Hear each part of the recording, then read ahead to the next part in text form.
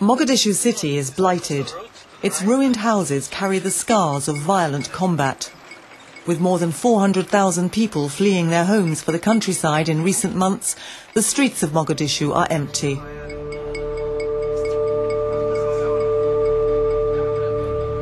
Since February 2007, fighting in the Somali capital has been intense between the transitional federal government military forces, backed by Ethiopian troops, and fighters of the Islamic courts.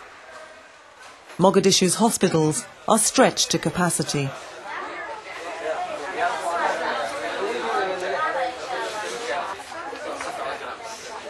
Dahir Gal was shot and injured and his brother killed outside their home, leaving Dahir to care for his brother's children as well as his own family.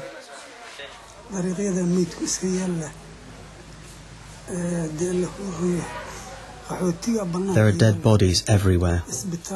People are fleeing from the city, or they're being treated in hospitals like Medina and Keysaney and other hospitals in town.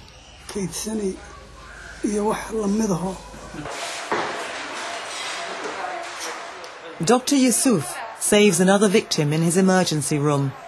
With 24 gunshot victims today, it's exhausting work with no end in sight.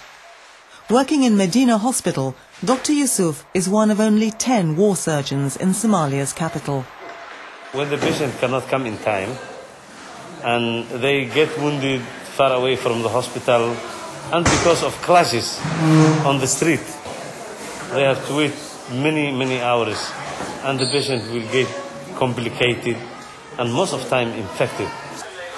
Since early 2007, the city's two main hospitals, supported by the International Committee of the Red Cross, have treated over 4,000 war wounded, 30% of them women and children. 18-year-old Halwa Hersi got to hospital in time.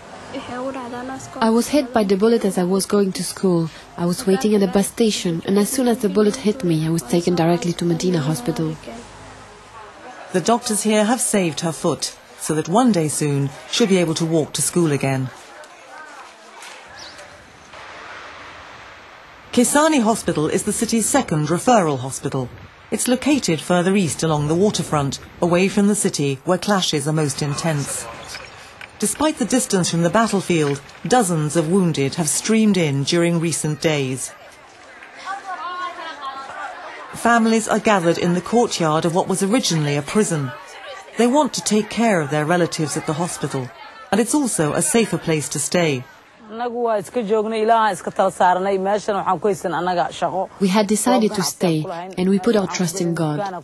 I was going about my normal business as a shopkeeper. Then when my brother was wounded, we decided to flee the area, as everybody else was fleeing. LEILA's brother Mohamed was injured by a shell just the day before as he was crossing the road to escape fighting. He was operated on as soon as he got to hospital to remove shrapnel. He's just returning to consciousness after his operation. In the intensive care unit, DrTAJIR does his rounds. He's been working in this hospital run by the Somali Red Crescent since it opened in 1992. And has seen firsthand the devastating impact of guns, mines and shelling. The organs, for example, that they hit these kinds of missiles are, for example, the abdominal injury and chest injury, vascular injury and head injury. Today, 16 more wounded have come in. AHMED MOHAMED Hassan was shot in the abdomen and leg as he was crossing the street. But he'll have to wait in the triage room as the team has a more urgent case to deal with. Hari Raya went into labour 24 hours ago, but the maternity hospital was shelled and closed earlier today. The sound of new life is welcome in the midst of war.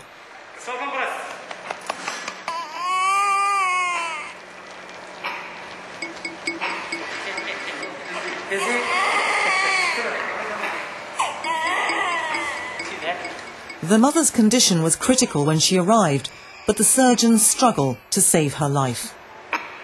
She already finished. She's good.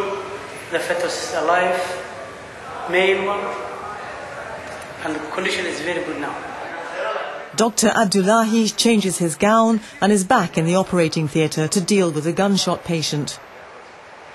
The bullet went right through Salad's body, causing considerable damage. The surgeon removes dead and contaminated tissue. We open it, and now we are very confident. The condition is very good. The bowel is normal, small intestine normal, all the peritoneum is intact, so we can sleep now. Meanwhile, in the lab, the assistant surgeon signals a new emergency. We've only got 2 units left. He's bleeding badly. He's losing all his blood. The blood bank is almost empty. 2 units of blood match the patient's blood group, rhesus B positive, but it's not enough. This patient has severe gunshot wounds and is bleeding heavily. Surgeons also suspect malaria, which makes the case even more serious. Despite the surgeon's fight to save his life, this patient doesn't survive his injuries. Excuse me. Please. They come here instead of shock, severe shock, and they need blood. And the problem here, we do not have a blood bank just to give them the blood. What we get only is the blood only from their relatives. The fight for life in Mogadishu's war hospitals is relentless.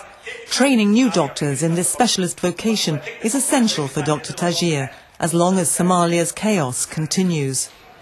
I'm really happy to stay here and to help my people as well as all the staff in the hospital.